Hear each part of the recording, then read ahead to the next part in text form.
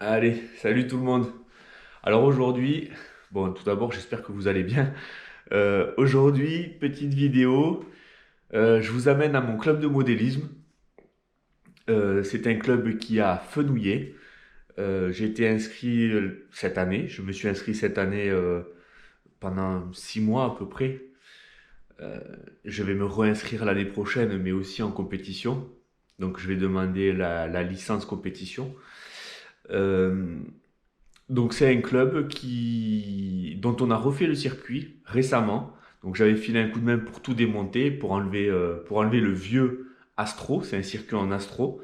Donc l'Astro c'est quoi? C'est une sorte de gazon synthétique. Donc c'est des plaques, des rouleaux qui sont faits en synthétique, en plastique synthétique, qui ressemblent à de l'herbe taillée à ras.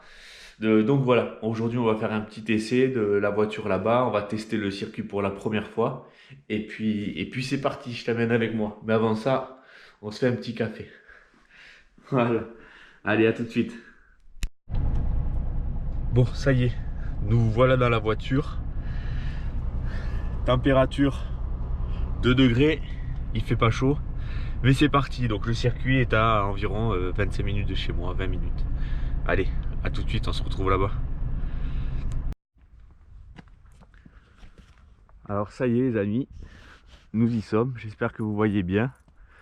Pour ceux qui n'auraient pas vu le circuit la première fois, c'est une de mes premières vidéos où j'avais fait une compétition. Et, euh, et voilà, là c'est le nouveau, c'est la première fois que je le vois. Moi j'étais venu pour aider au démontage. Donc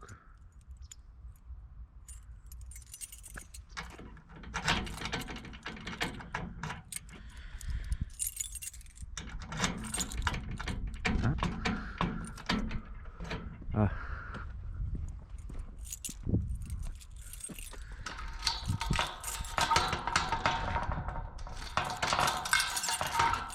voilà. Allez, donc on se retrouve sur le circuit. Donc voilà, circuit avec au fond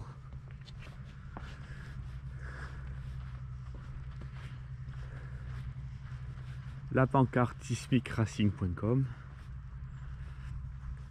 pare-brise fenouillé, X-Ray, Team X-Ray. Alors c'est un club qui a une petite préférence, beaucoup de membres pour X-Ray. Voilà, c'est le MRC Mini Racing Club Fenouillé. Donc la première vidéo que j'avais fait, c'était une course qui se déroulait ici, c'était la première fois que je la voyais. Et puis voilà, bon on va rouler, je vais vous présenter un peu le matériel.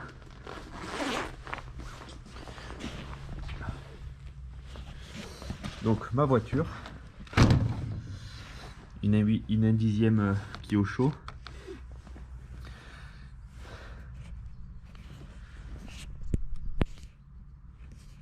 En version RTR.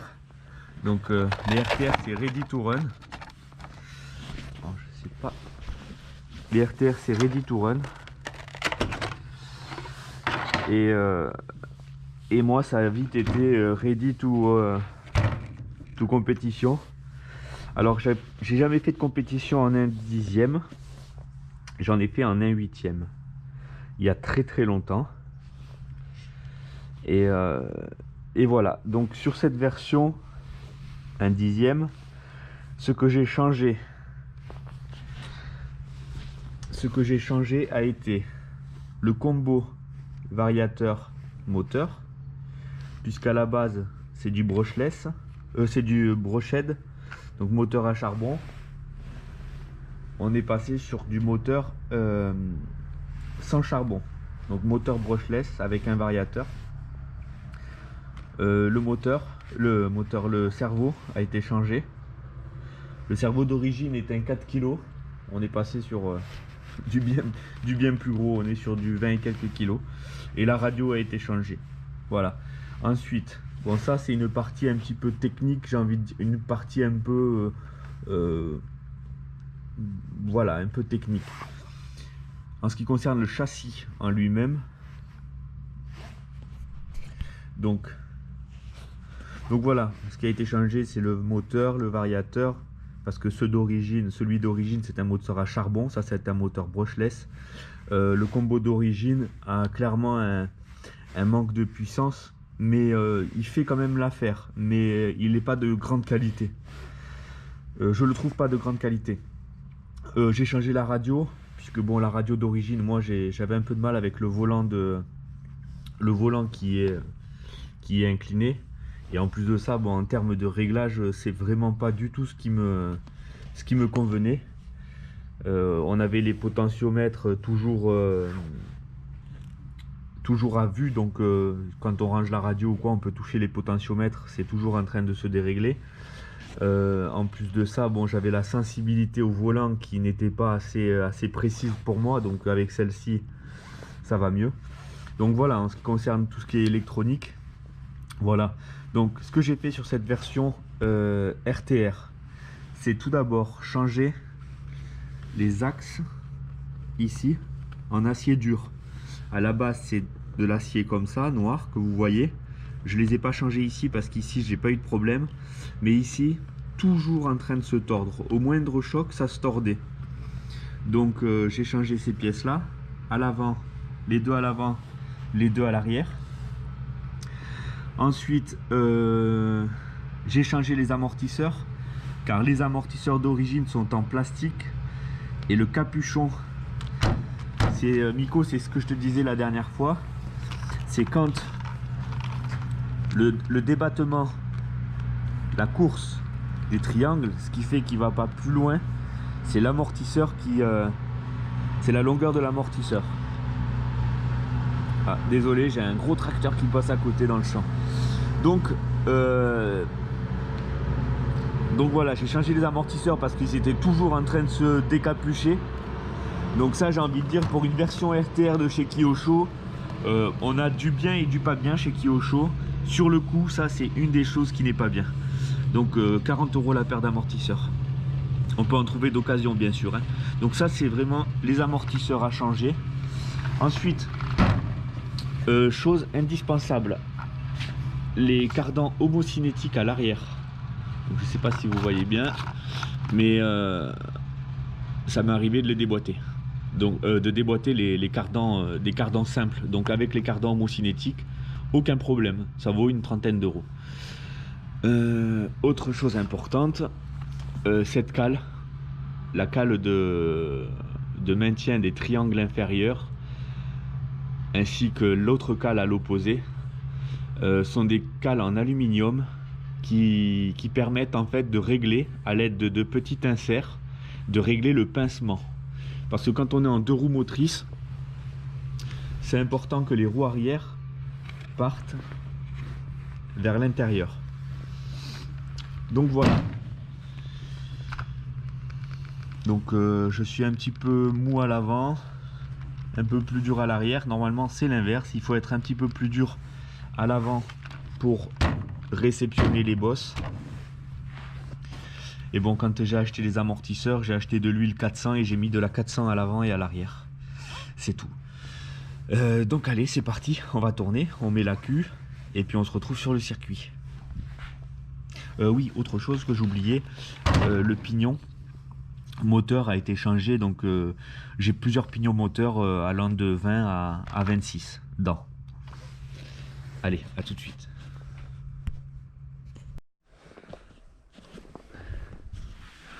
Donc j'espère que vous voyez bien. Donc ça glisse énormément, c'est mouillé.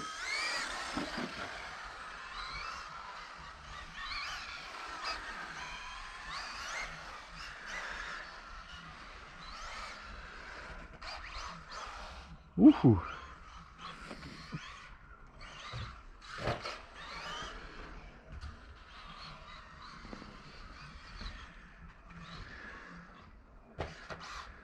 Ah ça.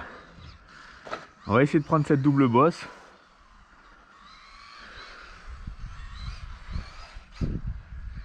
Alors faut y aller mollo sur la gâchette, on est en 4-2 et c'est mouillé.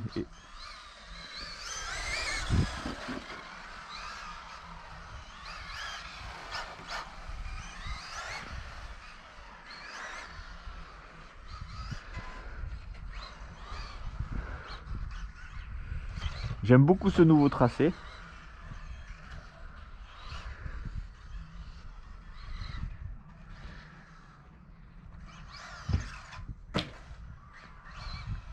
Ah, on a presque failli réussir.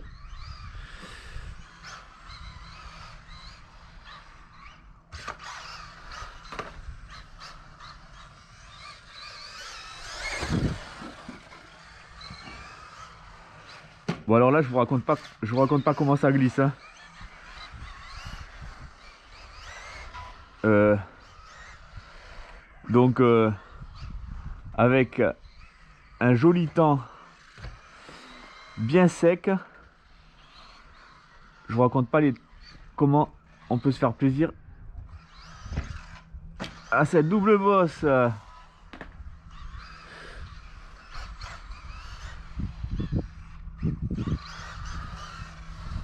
Ah.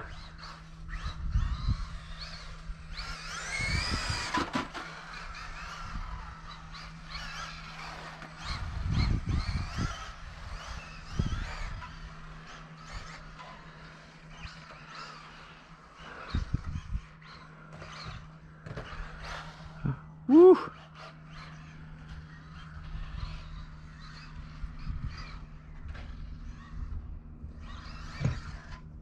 Oh yeah. Ah, ce qui est sûr, hein, c'est que en course, faut la prendre cette double bosse.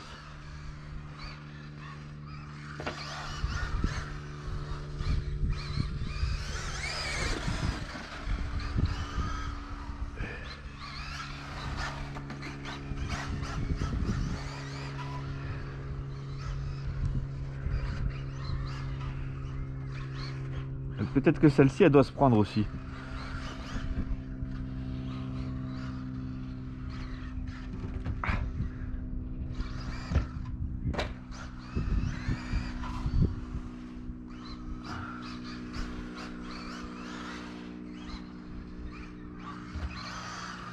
J'ai les mains frigorifiées.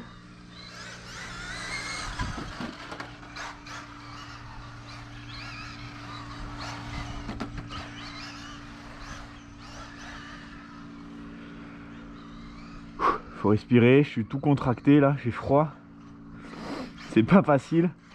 En fait, on se crispe au fur et à mesure, on se tend de plus en plus. On s'en rend pas compte et puis au bout d'un moment, quand on relâche, on est là. Ah, ça fait du bien.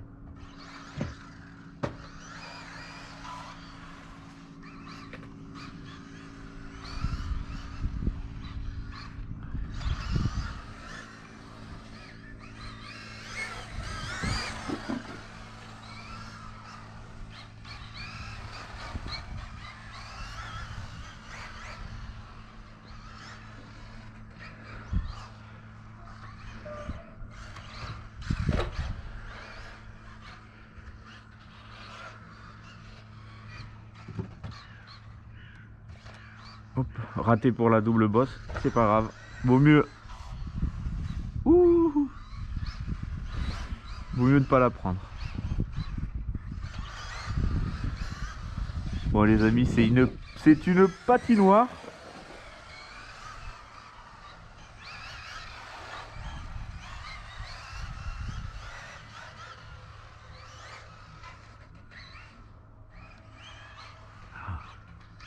Voilà, je me suis comment dire, j'ai gainé quoi. J'ai gainé le corps, ça fait une sorte de crispation.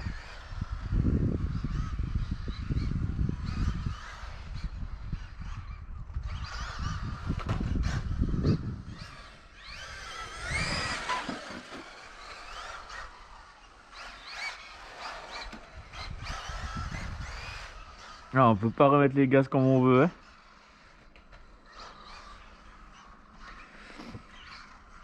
Aïe. Oui, bon, celle-là, on doit pouvoir la prendre, mais...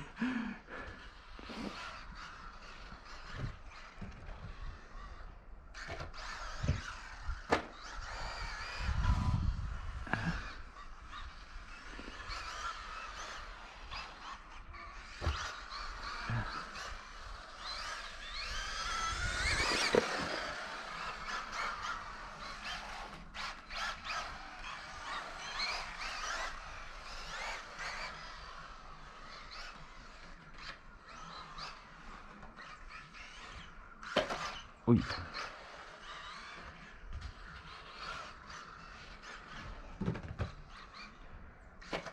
Voilà.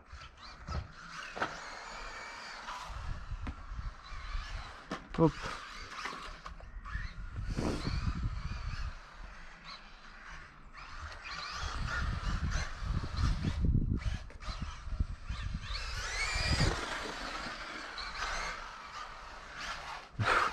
C'est une patinoire. Je regarde si ça filme encore. Ouais, ça filme. Bon, c'est vraiment une patinoire. Mais bon, alors, vous voyez, je parle pas beaucoup, j'ai froid, je suis concentré pour... Alors, là, on doit pouvoir la prendre, celle-là.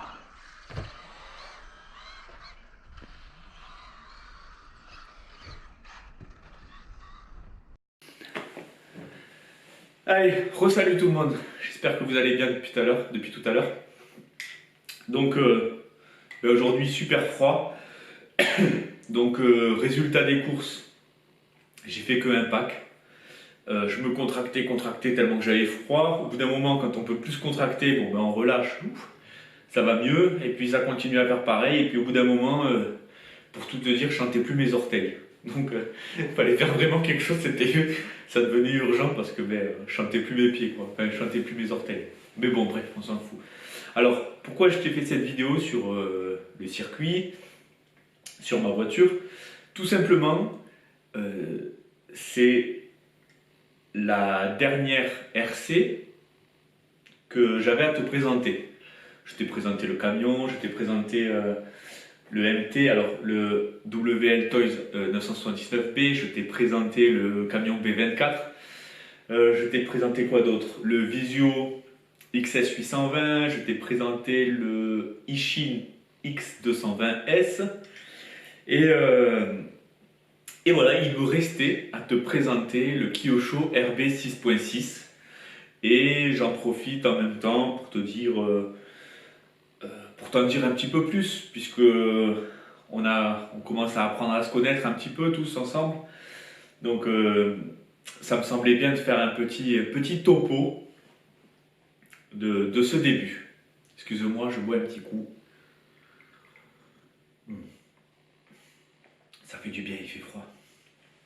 Donc, alors je t'ai présenté mon Kyosho et le circuit. Alors le circuit, c'est le circuit de Fenouillet, si ça t'intéresse.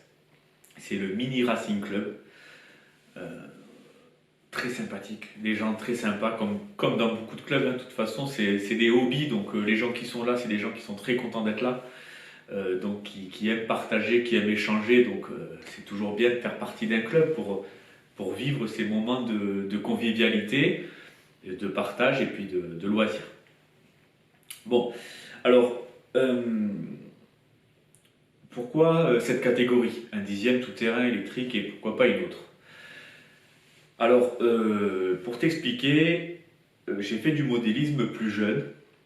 Donc, non pas que je suis trop vieux, mais c'était plus jeune, hein, d'accord, à l'époque. Donc, à l'époque, j'avais 9 ans et demi à peu près. Bon, pour te dire aujourd'hui, j'en ai 38, hein. Donc, je suis en train de te parler de 30 ans en arrière. Mais bon, les souvenirs sont bons, tant mieux. Il y a des bons et des mauvais, on raconte les bons, c'est bien. Donc, j'avais commencé à l'âge de 9 ans et demi à peu près. Et j'avais commencé avec une version RTR, Ready to Run. C'était un Daguerre Avio Racing, pour ceux qui s'en souviennent. Euh, voilà, ça a de l'âge, hein. Et donc il y avait la télécommande. C'était un tout-terrain 1/8 4x4 thermique. Voilà. Donc j'avais commencé à cet âge-là avec ça. Et puis très vite, j'avais adhéré à un club. Enfin, pas moi-même, hein. Mon père m'avait inscrit dans un club. Et très vite, on a rencontré des gens qui direct donnent des conseils, expliquent, racontent, très, très enrichissant. Et, euh, et très vite, j'ai commencé la compétition. Ma première année en Daguerre, je faisais quelques courses. J'avais déjà fait 2-3 courses. Je débutais dans le pilotage, hein, aussi, donc il ne faut pas oublier que quand on a 10 ans, 9 ans et demi, 10 ans, c'est pas facile. Enfin, tout ça, ça s'apprend.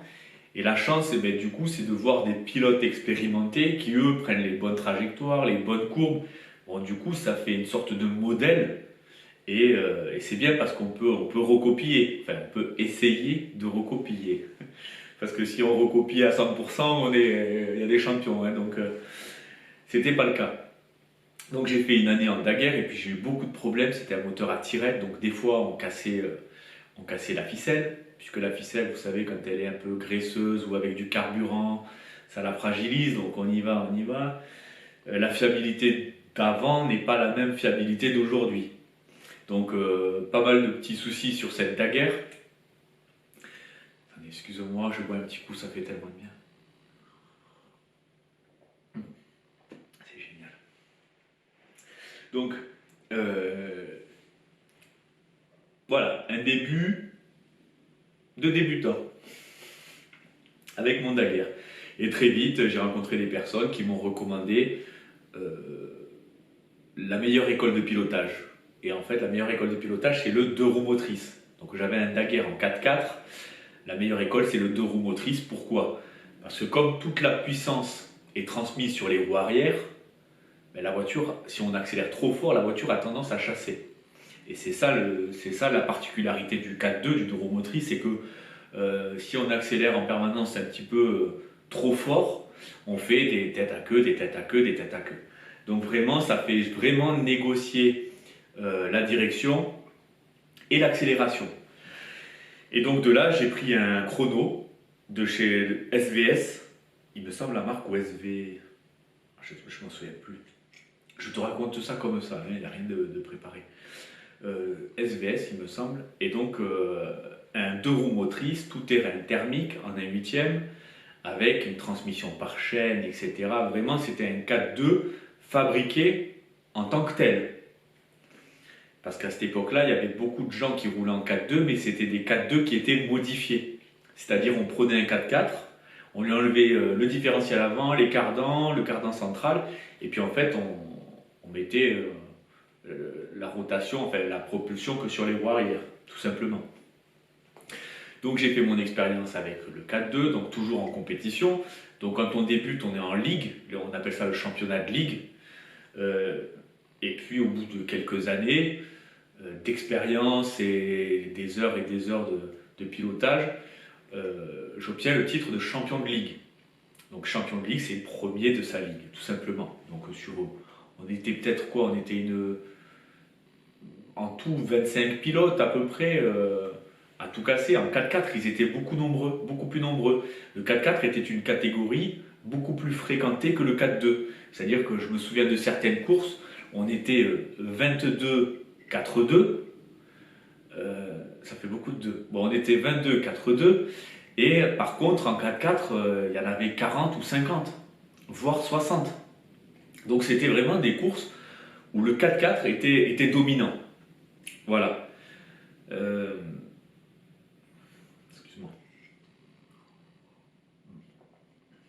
J'avais tellement froid. Donc le 4x4 était dominant. Donc j'ai fait, comme on peut dire, j'ai fait mes classes avec mon 4x2. Ensuite, je suis passé sur une version de chrono, toujours la même marque, mais c'était un 4x2 modifié venant d'un 4x4. Donc là, c'était une transmission un peu délicate. J'avais pas mal de puissance sur le couple qui faisait que les couples pétaient parce qu'il y avait trop de couples. Donc il fallait fluidifier. Bon, vraiment, je peux t'en raconter hein, des choses. Et donc voilà, j'ai fait mes ligues, mon championnat de ligue. Au bout de quelques années, j'ai été champion de ligue. Donc je suis passé expert une étoile. Et de expert une étoile, tu n'as plus le droit de participer au championnat de ligue. Donc tu fais les régionales. Et les régionales, j'avais fait 2 fois second. Entre-temps, oui, j'avais fait une Coupe de France Espoir, Open Mirabeau à Marseille. Ensuite, donc, les régions, on fait toujours quelques extérieurs, c'est-à-dire qu'on sort de notre région pour aller chercher un résultat ailleurs, puisque dans le championnat, je ne sais pas si ça te parle, il y a les 4 meilleures courses de ta région, et ensuite la 5e correspond à ton meilleur résultat dans une course extérieure. Donc c'est-à-dire que tu es obligé de sortir de ta région pour aller chercher des points et donc la position.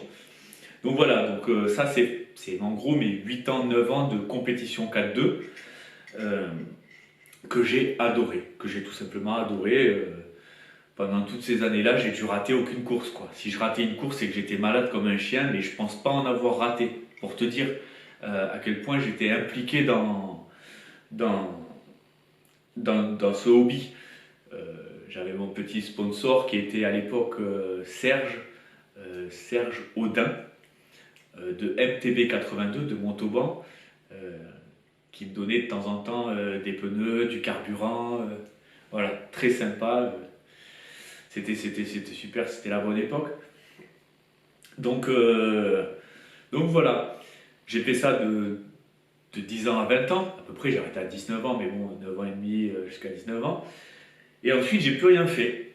Voilà, j'ai arrêté de toucher au modèle réduit pendant ma période d'adolescent un peu plus grande, où on passe un petit peu à autre chose. On profite d'autres choses, bon, pas forcément les meilleures, mais on fait autre chose. Voilà, j'avais fait un peu le tour. Et, euh, et voilà que cette année, je me suis remis à penser modélisme, penser modélisme. Alors j'ai toujours pensé modélisme, mais voilà, je me suis dit, bon allez, ça serait bien que je reprenne. Et je voulais pas reprendre dans une catégorie euh, 1/8 tout-terrain 4-2. Pourquoi Tout simplement parce que la catégorie étant en déclin, les championnats d'Europe, la Coupe d'Europe, pardon, est annulée. Donc confirmez dans les commentaires pour ceux qui sont vraiment, qui le savent vraiment bien, mais il me semble que la Coupe d'Europe a disparu. Ça reste que sur un niveau maintenant national. Les fabricants de 4-2, il n'y en a quasiment plus. À l'époque, moi, c'était Chrono. Ensuite, il y a eu MAD qui ont fait ça. C'est des voitures un peu reconstituées avec des pièces à droite, à gauche, mais des pièces fabriquées usine, typiques, spécifiques au 4-2. Et ils ont arrêté la production, il me semble. Moi, arrivé à ma 7e année de compétition, je tournais avec un modèle Aubry qui s'appelait le Twist. Donc c'était Monsieur Aubry, le père Aubry comme on l'appelle, qui fabriquait des voitures 4-2 pour des particuliers, pour des jeunes pilotes ou pour des pilotes, tout simplement. Donc on avait la chance d'avoir, quand on avait la chance de rouler sur un Twist fabriqué par Monsieur Aubry, c'était génial parce que là on avait vraiment des cellules de diff en aluminium, on avait vraiment une voiture équipée Pro 4-2. Donc ça c'était génial, j'étais vraiment heureux quand j'ai eu cette voiture. Hein. Et donc voilà, la catégorie 4-2 étant en train de disparaître, j'avais pas forcément non plus envie de reprendre le thermique. Voilà, parce que je sais que le thermique c'est tout de même c'est 40 euros les 2 litres de nitrométhane, c'est un moteur 3,5 cm3 qu'on refait à chaque saison, donc on ne change pas forcément de moteur, mais on refait chemise, bielle, piston, donc c'est une histoire de 200 euros. Peut-être un peu moins cher aujourd'hui, je sais pas, j'ai pas regardé les prix, hein. Je te fais cette vidéo comme ça. Pardon, excuse-moi. Ah, ça fait du bien. Donc voilà, pas trop envie de reprendre du thermique, et pas trop envie non plus de reprendre une catégorie qui est en déclin, tout simplement, où il n'y a pas réellement de fabricant officiel qui fabrique une voiture 4-2 sur plan, quoi. Donc j'ai cherché les clubs de modélisme autour de chez moi, j'ai vu qu'il y avait la Ramée avec la 8e tout-terrain, et il y avait le club de Fenouillet, celui que je t'ai présenté aujourd'hui, qui pratique du 1/10 tout-terrain électrique. Et donc c'est dans cette catégorie que je me suis orienté, en regardant un petit peu sur internet le prix des voitures. Bon, je me suis rendu compte qu'une voiture nue, c'est-à-dire sans radio, sans combo moteur, sans cerveau de direction, ça coûtait une voiture de compétition dans les 400 euros. Je me suis dit, oula, sur le coup, on rajoute après une radio, on rajoute le cerveau, etc. Ça va faire cher. en sachant qu'après il y a la casse, il nous faut des pièces détachées. Donc, ma grande idée, je ne sais pas si on peut appeler ça une grande idée, parce que derrière, voilà, j'ai trouvé ce Kyosho RB 6.6 en RTR, et si tu veux, il était à 250 euros. Donc, comme je sais qu'on use les pièces en modélisme, à ce prix-là, j'en ai pris deux. Ça m'évitait de faire des commandes après de pièces détachées, une à une, etc. L'idéal, quand on veut envisager de faire de la compétition, des fois, le mieux, c'est d'acheter deux fois la voiture. Comme ça, tu es tranquille, tu as du stock, tu te prends pas la tête à remplacer un triangle quand tu le casses. C'est hop, tu l'as sur place. Pareil pour les cardans, les noix de cardan, les roulements, la pignonnerie, couronne, et j'en passe, et j'en passe. Donc à ce prix-là, c'était une bonne affaire parce que la voiture était vendue à 320 euros à ce moment-là. Donc j'ai saisi l'occasion et je me suis dit, bon, je prends les deux parce que c'est une super offre. Et ensuite, bon, ben, ça me permettra de me faire la main et de faire aussi piloter les enfants sur un véhicule pas trop puissant, voilà, amusant, etc.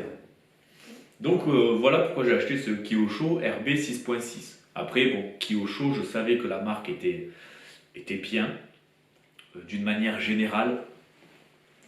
Il y a tout de même certaines lacunes, il y a certains problèmes voilà, qu'il faut souligner, mais bon, je ne vais pas polémiquer sur telle marque est mieux qu'une autre, etc., puisque toutes les marques ont quasiment des bons modèles. Donc bon, je veux pas, puis je les connais pas tous en plus, donc bon. Donc voilà, j'ai acheté ce Kyosho, et mon objectif sera donc de faire de la compétition l'année prochaine. Donc comme je te l'ai dit, j'ai déjà mes 10 années en tout-terrain thermique K2. Là, c'est de l'indixième tout-terrain électrique. Donc, ce qui s'est passé au début, c'était oulala, le moteur. Il fallait apprendre les moteurs à charbon, les moteurs sans charbon, les brochettes, les brushless. Ensuite, les couples de pignonnerie moteur, la carte de programmation. Donc, tout ça, ça a été nouveau pour moi cette année, puisque moi, avant, c'était du carburant. D'accord, des réglages de carburateur, etc. Ça n'avait rien à voir. On reste sur des réglages techniques d'un point de vue châssis, empattement, carrossage, pincement, anti-cabrage, chasse. Bon, bref, des réglages de voiture qui existent sur toutes les voitures, qu'elles soient piste ou tout-terrain. C'est des réglages un peu basiques, j'ai envie de dire.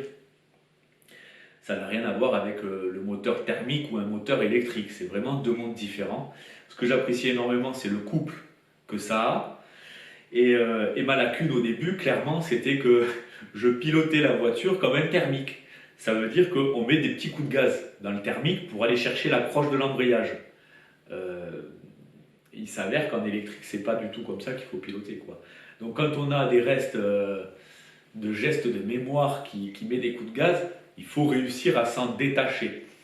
Donc je suis content aujourd'hui parce que la piste était vraiment mouillée et il n'y avait pas trop le choix que d'y aller progressivement sur l'accélérateur que de foutre un coup de gaz à partir dans tous les sens. Bon, un coup de gaz, il n'y a pas de gaz, hein, c'est pas un moteur thermique, donc je ne vois pas pourquoi je dis un coup de gaz, il n'y a pas d'échappement.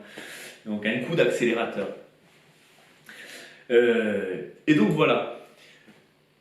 J'ai fini par te montrer cette Kyosho RB 6.6 et c'est la dernière de la famille RC Balade.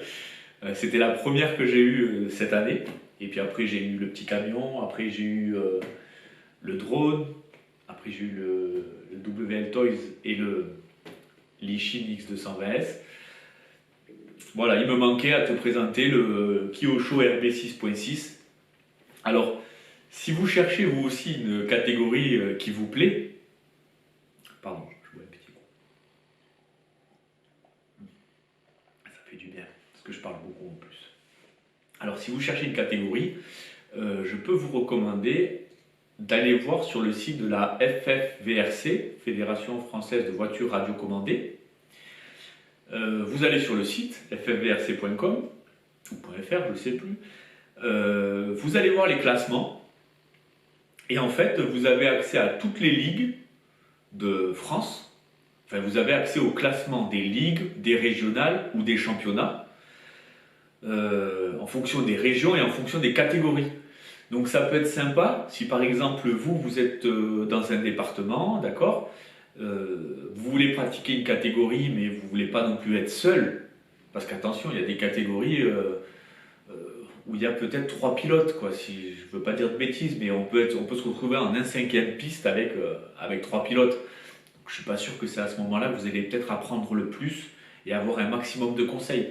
Donc vous pouvez aller sur le site de la FFVRC, je me répète, hein, et, euh, et choisir de voir les classements par catégorie. Et de cette manière-là, vous pourrez voir que dans cette catégorie-là, il y a beaucoup de pilotes. C'est une catégorie accessible. Voilà, allez, j'y vais. Je me renseigne sur les clubs, etc. Voilà une façon de voir dans quel club on peut aller, tout simplement. C'est ce que j'ai fait. Et puis, je pense que c'est une bonne manière euh, de voir l'affluence ou l'influence d'une catégorie. Hop, pardon, ça avait coupé. Je parle beaucoup et c'est. Voilà. Donc, voilà, je disais que ça peut être bien d'aller voir tout simplement sur le site de la FFVRC pour voir les classements. Donc voilà, je suis content d'avoir fait cette vidéo parce que ça m'a permis de t'en dire un petit peu plus sur moi, sur ma passion au niveau du modélisme. Donc voilà, c'est une passion que, une fois que je pense qu'on est pris, c'est difficile de s'en détacher. Et je pense qu'il y en a beaucoup qui ont peut-être commencé jeunes, qui ont eu un temps de repos et qui ont repris ensuite plus tard. Je suis très content d'être dans le club de Fenouillet puisque je retrouve beaucoup de pilotes avec lesquels je pilotais à l'époque. Donc voilà, c'est des souvenirs, c'est du plaisir. Moi, ça me plaît énormément de partager ça sur la chaîne YouTube. Et puis, donc l'année prochaine, l'objectif, c'est on reprend des compétitions en 1/10 tout terrain 4-2 et électrique. Moi, je connaissais le thermique, pas l'électrique. Donc voilà, j'espère que, que ça va aller, tout simplement. J'espère améliorer mon pilotage en électrique. Il n'y a pas de raison quand on s'entraîne. Euh, on est dans une ligue, je fais partie de la Ligue 14, donc je sais que dans chaque ligue, de toute façon, il y a des gens qui sont très très forts. Euh, Moi, dans ma ligue, j'ai des gens qui sont vraiment, qui font des championnats nationaux, qui sont sponsorisés par X-Ray.